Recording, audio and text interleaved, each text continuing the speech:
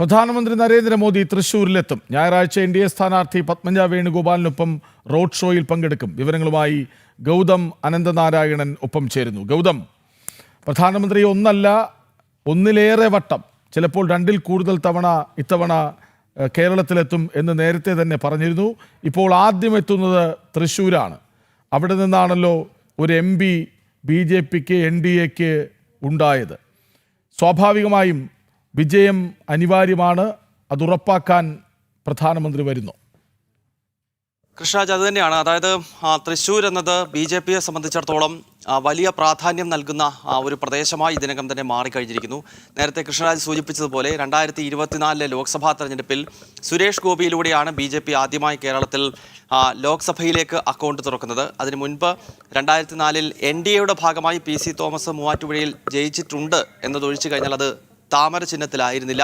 IFDP എന്ന PC-യുടെ തന്നെ ഒരു പാർട്ടിയുടെ ഭാഗമായാണെന്ന് വിജയിച്ചത്. എന്നാൽ ഇതിപ്പോൾ 2024 K. സുരേന്ദ്രൻ BJPയുടെ അധ്യക്ഷനായിരിക്കുന്ന വേളയിലാണ് ആദ്യമായി തൃശ്ശൂരിൽ നിന്നും BJPക്ക് ഒരു MP ഉണ്ടാകുന്നത്. അതിനാൽ തന്നെ ആ തെരഞ്ഞെടുപ്പിൻ്റെ ഒരു ചിത്രം നോക്കുമ്പോൾ 2024 ലോക്സഭാ തെരഞ്ഞെടുപ്പിൽ തൃശ്ശൂരിലെ 7 നിയമസഭാ മണ്ഡലങ്ങളിൽ ഗുരുവായൂർ ഒഴികെ ബാക്കി 6 ഇടത്തും BJP ഒന്നാം സ്ഥാനത്ത് എത്തിയിരുന്നു. അപ്പോൾ അങ്ങനെയുള്ള 6 നിയമസഭാ മണ്ഡലങ്ങളിൽ ഒന്നാം സ്ഥാനത്തെത്തിയ ആ ഒരു മേധാവിത്വം 2026 ഇപ്പോൾ നടക്കാൻ പോകുന്ന നിയമസഭാ തെരഞ്ഞെടുപ്പിലും ഉണ്ടാകും എന്ന് BJP അടിയുറച്ച് വിശ്വസിക്കുന്നുണ്ട്. BJPയുടെ A+ കാറ്റഗറി മണ്ഡലങ്ങളിൽ വരുന്ന സ്ഥലങ്ങളാണ് തൃശ്ശൂരിലെ ഈ മണ്ഡലങ്ങളെല്ലാം. മാത്രമല്ല, തൃശ്ശൂർ നിയമസഭാ മണ്ഡലത്തിൽ പത്മജ വേണുഗോപാലിനെയാണ് BJP കളത്തിലിറക്കിയിരിക്കുന്നത്. കേരളത്തിൻ്റെ മുൻ മുഖ്യമന്ത്രിയും കോൺഗ്രസിൻ്റെ ഏറ്റവും അനിഷേധ്യനായ നേതാവുമായിരുന്ന K. കരുണാകരൻ്റെ മകളാണ്. അപ്പോൾ പത്മജയ്ക്ക് അവിടെ വ്യക്തിപരമായുള്ള പ്രഭാവമുണ്ട്. അതുകൂടാതെ BJPയുടെ അതിശക്തമായ സംഘടനാ സംവിധാനം കൂടിയുള്ള തൃശ്ശൂരിൽ എന്തായാലും വിജയം ഉറപ്പിക്കുകയാണ്. അവിടേക്കാണ് പ്രധാനമന്ത്രി നരേന്ദ്രമോദി ആവേശമായി എത്തുന്നത്. അദ്ദേഹത്തിൻ്റെ ആദ്യത്തെ കേരളത്തിലെ തെരഞ്ഞെടുപ്പ് പരിപാടിയാകും ഇത്. നേരത്തെ കൃഷ്ണരാജ് സൂചിപ്പിച്ചതുപോലെ ഒരു റോഡ് ഷോ അല്ല, മറിച്ച് വിവിധ പരിപാടികളിൽ പ്രധാനമന്ത്രി എത്തും. ഏതാണ്ട് 3 തവണ അദ്ദേഹം 7-ാം തീയതിക്ക് മുൻപായി, അതായത് ഏപ്രിൽ 7-നാണല്ലോ പരസ്യപ്രചരണം അവസാനിക്കുക, അതിന് മുൻപായി 3 തവണ പ്രധാനമന്ത്രി നരേന്ദ്രമോദി കേരളത്തിലെത്തുന്നുണ്ട്. അതിൽ ഏതൊക്കെ സ്ഥലങ്ങളിലാണ് അദ്ദേഹത്തിൻ്റെ പൊതുപരിപാടി നടക്കുക എന്നത് സംബന്ധിച്ച് ഇനിയൊരു ക്ലാരിറ്റി വരേണ്ടതുണ്ട്. എങ്കിൽ പോലും നമുക്ക് മനസ്സിലാക്കാൻ സാധിക്കുന്നത് കോട്ടയം പത്തനംതിട്ട അടങ്ങുന്ന ബെൽറ്റിൽ പ്രധാനമന്ത്രിയുടെ ഒരു പരിപാടി ഉണ്ടാകും. കാരണം പാലായിൽ ഷോൺ ജോർജിൻ്റെ മത്സരം, അതോടൊപ്പം തന്നെ പത്തനംതിട്ടയിൽ ആറന്മുളയിൽ കുമ്മനം രാജശേഖരൻ, തിരുവല്ലയിൽ അനൂപ് ആന്റണി തുടങ്ങിയ നേതാക്കൾ അവിടെ മത്സരരംഗത്ത് വളരെ സജീവമായി വിജയിക്കുമെന്ന അടിയുറച്ച വിശ്വാസത്തിൽ നിൽക്കുന്നു. അപ്പോൾ അവർക്ക് ആത്മവിശ്വാസം നൽകുന്നതിനായി അവിടെ പ്രധാനമന്ത്രി ഉണ്ടാകും. അതോടൊപ്പം തന്നെ തലസ്ഥാനത്ത് എന്തായാലും പ്രധാനമന്ത്രി എത്തുമെന്ന കാര്യത്തിൽ സംശയമില്ല. കാരണം തിരുവനന്തപുരം BJP ഏറ്റവും വിജയപ്രതീക്ഷ വെച്ച് പുലർത്തുന്ന സ്ഥലമാണ്. കഴിഞ്ഞ തദ്ദേശ തെരഞ്ഞെടുപ്പിൽ തിരുവനന്തപുരം കോർപ്പറേഷനിലെ വിജയം ദേശീയ തലത്തിൽ തന്നെ ശ്രദ്ധ നേടിയതാണ്. ആ കോർപ്പറേഷൻ വിജയത്തിന് ശേഷം അതിൻ്റെ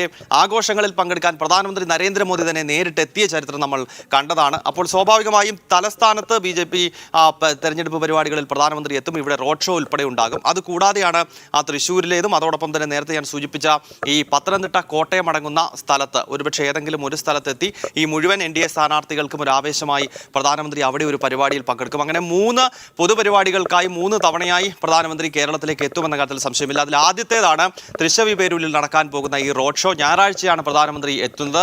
പത്മജ വേണുഗോപാലിൻ്റെ തെരഞ്ഞെടുപ്പ് പ്രചരണങ്ങൾക്ക് ആവേശം പകരാനായി പ്രധാനമന്ത്രിയും എത്തുകയാണ്. 2 ദിവസങ്ങൾക്ക് മുൻപ് പത്മജ പത്രിക സമർപ്പിക്കുന്ന വേളയിൽ നമ്മൾ കണ്ടിരുന്നു. ഗുജറാത്തിൻ്റെ മുഖ്യമന്ത്രിയെ തന്നെ തൃശ്ശൂരിൽ BJP എത്തിച്ചു എന്നത് നമ്മൾ എടുത്തു കാണേണ്ടതാണ്. കാരണം ഗുജറാത്ത് എന്ന് പറയുന്നത് BJPയുടെ വികസന നയങ്ങളുടെ പ്രതീകമായ സ്ഥലമാണ്. അതായത് തങ്ങൾക്ക് അധികാരം കിട്ടിക്കഴിഞ്ഞാൽ എങ്ങനെയാണ് വികസന പ്രവർത്തനങ്ങൾ ഈ നാട്ടിൽ നടപ്പാക്കി ഒരു നാടിനെ മുഖ്യധാരയിലേക്ക് കൊണ്ടുവരിക എന്നതിനായി BJP ലോകത്തിന് മുന്നിൽ ചൂണ്ടിക്കാണിക്കുന്ന സ്ഥലമാണ് ഗുജറാത്ത് എന്ന് പറയുന്നത്. അങ്ങനെയുള്ള ഗുജറാത്തിൻ്റെ മുഖ്യമന്ത്രിയായ ഭൂപേന്ദ്ര പട്ടേലിനെ തന്നെയാണ് പത്രികാ സമർപ്പണ വേളയിൽ തൃശ്ശൂരിലെ സ്ഥാനാർത്ഥികൾക്ക് ആത്മവിശ്വാസം നൽകുവാൻ BJP എത്തിച്ചത്. അതിനുശേഷം ഇതാ ഗുജറാത്തിൻ്റെ മുൻ മുഖ്യമന്ത്രിയും ഭാരതത്തിൻ്റെ ആദരണീയനായ പ്രധാനമന്ത്രിയുമായ നരേന്ദ്രമോദിയും തൃശ്ശൂരിൻ്റെ മണ്ണിലേക്ക് എത്തുകയാണ്. അങ്ങനെ ഞായറാഴ്ച അദ്ദേഹത്തിൻ്റെ ആദ്യത്തെ തെരഞ്ഞെടുപ്പ് പരിപാടി നടക്കും. പ്രധാനമന്ത്രി മാത്രമല്ല, കേന്ദ്ര ആഭ്യന്തരമന്ത്രി അമിത്ഷാ, ഒപ്പം വിവിധ സംസ്ഥാനങ്ങളിലെ മുഖ്യമന്ത്രിമാർ, പ്രത്യേകിച്ച് UP മുഖ്യമന്ത്രി യോഗി ആദിത്യനാഥ് അടക്കമുള്ള BJPയുടെ സ്റ്റാർ ക്യാമ്പയിനർമാർ വരുന്ന ദിവസങ്ങളിൽ കേരളത്തിൽ സജീവമാകും. കൃഷ്ണരാജ്, നമ്മൾ ഈ പറഞ്ഞത് പ്രധാനമന്ത്രി എന്തുകൊണ്ട് വരുന്നു എന്നതാണല്ലോ. തൃശ്ശൂർ മണ്ഡലത്തിന് കൃത്യമായൊരു രാഷ്ട്രീയ പ്രാധാന്യമുണ്ടല്ലോ ഈ തെരഞ്ഞെടുപ്പിൽ. ഗൗതം, കൃഷ്ണാജയം ഉറപ്പായും അങ്ങനെ വിലയിരുത്തേണ്ടതുണ്ട്. കാരണം തൃശ്ശൂരിനെ സംബന്ധിച്ചിടത്തോളം ഈ തെരഞ്ഞെടുപ്പിൽ BJP ഏറ്റവും വിജയപ്രതീക്ഷ വെച്ച് പുലർത്തുന്ന ജില്ലകളിലൊന്നാണ്. BJPക്ക് ഏറ്റവും സാധ്യത, നമുക്ക് ഈ കേരളത്തിലെ രാഷ്ട്രീയ ഭൂപടം പരിശോധിക്കുമ്പോൾ BJPക്ക് ഏറ്റവും സാധ്യതയുള്ളതായ സ്ഥലങ്ങൾ നോക്കിക്കഴിഞ്ഞാൽ ഒന്ന് തലസ്ഥാനമാണ്. അതിൻ്റെ കാരണം നമുക്കറിയാം, കോർപ്പറേഷനിൽ ഉൾപ്പെടെ നേടിയ വിജയങ്ങൾ. മാത്രമല്ല മുൻപ് BJPക്ക് സംഘടനാ സംവിധാനം മികച്ച രീതിയിലുള്ളൊരു സ്ഥലമാണ് തലസ്ഥാനം. ആദ്യമായി കേരളത്തിൽ BJP അക്കൗണ്ട് തുറക്കുന്നത് 2016 ആ നേമത്ത് ഒ രാജഗോപാലിലൂടെയാണ്. അപ്പോൾ BJPയുടെ ഉറച്ച സംഘടനാ സംവിധാനമുള്ള സ്ഥലമാണ്. പലപ്പോഴും ക്രോസ് വോട്ടിംഗ് കാരണമാണ് കഴക്കൂട്ടവും വട്ടിയൂർക്കാവും ആറ്റിങ്ങലും ഒക്കെ BJPക്ക് നഷ്ടപ്പെട്ടിട്ടുള്ളത്. എന്നാൽ ഈ തവണ ആ ക്രോസ് വോട്ടിങ്ങിനെയും അതിജീവിച്ചുകൊണ്ട് വലിയ ജനകീയ മുന്നേറ്റം തങ്ങൾക്കൊപ്പം ഉണ്ടാകുമെന്ന അടിയുറച്ച വിശ്വാസം BJPക്കുണ്ട്. കോർപ്പറേഷൻ തെരഞ്ഞെടുപ്പിൽ അത് കണ്ടതാണ്. ആ ആത്മവിശ്വാസത്തിലാണ് നേമത്ത് രാജീവ് ചന്ദ്രശേഖരും കഴക്കൂട്ടത്ത് V മുരളീധരനും അതുപോലെ തന്നെ വട്ടിയൂർക്കാവിൽ ശ്രീലേഖയും കാട്ടാക്കടയിൽ PK കൃഷ്ണദാസും നെടുമങ്ങാട് യുവരാജ് ഗോകുലും ഒക്കെ മത്സരിക്കുന്നത്. അപ്പോൾ തൃശ്ശൂരിലേക്ക് വന്നു കഴിഞ്ഞാൽ തൃശ്ശൂർ BJPയെ സംബന്ധിച്ചിടത്തോളം മറ്റൊരു വലിയ പ്രതീക്ഷയുള്ളൊരു ജില്ലയാണ്. കാരണം ലോക്സഭാ തെരഞ്ഞെടുപ്പിൽ അതിൻ്റെ ചില സൂചനകൾ ലഭ്യമായിരുന്നു. കാരണം നേരത്തെ ഞാൻ സൂചിപ്പിച്ചിരുന്നു, തൃശ്ശൂരിലെ 7 നിയമസഭാ മണ്ഡലങ്ങളിൽ 6 വലിയ മുന്നേറ്റമാണ് ലോക്സഭാ തെരഞ്ഞെടുപ്പിൽ BJP നടത്തിയത്. അത് കേരളത്തിൻ്റെ മാറാൻ പോകുന്ന രാഷ്ട്രീയ ചരിത്രമാണ് അത് കൃത്യമായി സൂചിപ്പിക്കുന്നത് എന്ന കാര്യത്തിൽ സംശയമില്ല. കാരണം തിരുവനന്തപുരത്ത് നേമം പോലുള്ള മണ്ഡലങ്ങളിൽ BJP 1-ാം സ്ഥാനത്ത് എത്തുന്നതോ വട്ടിയൂർക്കാവിലും കഴക്കൂട്ടത്തും എത്തുന്നതോ നമുക്കൊരു വലിയ അത്ഭുതമായി കാണിക്കാൻ കഴിയില്ല. കാരണം അത് മുൻപ് തന്നെ ഏതാണ്ട് 2016 കാലഘട്ടം മുതൽ തന്നെ അവിടെ BJPയുടെ വോട്ട് വിഹിതം ക്രമാതീതമായി വർദ്ധിക്കുന്നുണ്ട്. മാത്രമല്ല 2016 മുതൽ നേമം, അതോടൊപ്പം തന്നെ വട്ടിയൂർക്കാവ് തുടങ്ങിയ മണ്ഡലങ്ങളിൽ BJP 2-ാം സ്ഥാനത്ത്, കഴക്കൂട്ടത്ത് BJP 2-ാം സ്ഥാനത്താണ്. പക്ഷേ തൃശ്ശൂരിലേക്ക് വരുമ്പോൾ തൃശ്ശൂരിൽ അങ്ങനെ ആയിരുന്നില്ല. 2014 ശേഷം വളരെ പെട്ടെന്ന് തൃശ്ശൂരിൽ മാറ്റങ്ങൾ ഉണ്ടായിരുന്നില്ല. പക്ഷേ 2024 ലോക്സഭാ തെരഞ്ഞെടുപ്പ് തൃശ്ശൂരിൽ അത്ഭുതപൂർണ്ണമാകുന്ന രീതിയിലുള്ള വലിയ വളർച്ച BJP ആ ജില്ലയിൽ വോട്ട് വിഹിതവുമായി ബന്ധപ്പെട്ട് കൈവരിച്ചു എന്നതാണ് എടുത്തു കാണേണ്ടത്. ഗുരുവായൂർ ഒഴികെയുള്ള ബാക്കി 6 നിയമസഭാ മണ്ഡലങ്ങളിലും BJP 1-ാം സ്ഥാനത്തെത്തി. ഏതാണ്ട് 86,000-ത്തിലധികം വോട്ടുകളുടെ ഭൂരിപക്ഷത്തിലാണ് സുരേഷ് ഗോപി ലോക്സഭയിലേക്ക് വിജയിച്ചു പോകുന്നത്. അങ്ങനെയുള്ളൊരു പശ്ചാത്തലത്തിൽ തീർച്ചയായും ഈ നിയമസഭാ തെരഞ്ഞെടുപ്പിലും തൃശ്ശൂരിൽ അതേ വിജയം ആവർത്തിക്കാൻ കഴിയും എന്ന ആത്മവിശ്വാസം BJPക്കുണ്ട്. അതിനാൽ തന്നെ ഏറ്റവും മികച്ച സ്ഥാനാർത്ഥികളെ അവിടെ കളത്തിലിറക്കി. തൃശ്ശൂർ മണ്ഡലത്തിലേക്ക് തന്നെ വന്നാൽ അവിടെ പത്മജയെ രംഗത്തിറക്കിയിരിക്കുകയാണ്. നേരത്തെ നമ്മൾ സൂചിപ്പിച്ചു, പത്മജ വേണുഗോപാലിന് അവിടെ വ്യക്തിപരമായ ആഴത്തിൽ ബന്ധങ്ങളുണ്ട്. K കരുണാകരനുമായി ബന്ധപ്പെട്ട ആഴത്തിൽ വേരുകളുണ്ട്. ആ ഒരു രീതിയിലുള്ള വോട്ടുകൾ പത്മജയിലേക്ക് എത്തും. അതോടൊപ്പം തന്നെ BJPയുടെ അടിയുറച്ച സംഘടനാ സംവിധാനമുണ്ട്.